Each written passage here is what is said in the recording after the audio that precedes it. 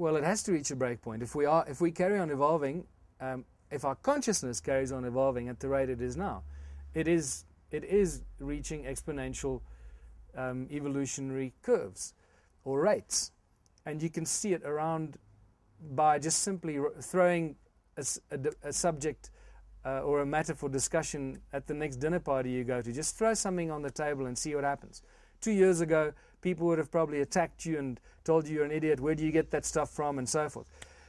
Now suddenly, they no longer attack you so much because they might have heard a little bit here, a little bit there, and it takes a few onslaughts of a little bit of information here, there, and everywhere, when suddenly one of those bits of information resonates with you and says, okay, well, I can get into that little argument.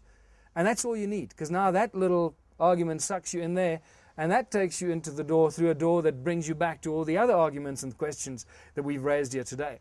So it's very difficult to just throw all this stuff at an individual who has never heard this before, because it's going to scare the living shit out of them.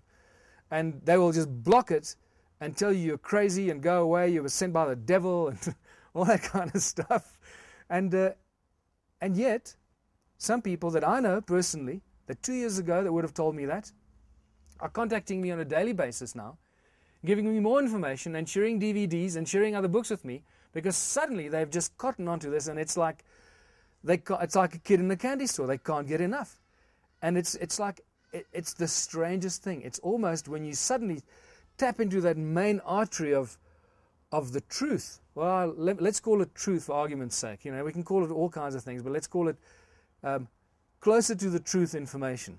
Once you tap into that main artery, you just know that you've tapped into something that previously you were denied. You know, like, I suppose smokers would say that about smoking. You know, they denied smoking. Now they found this amazing thing. Whoa!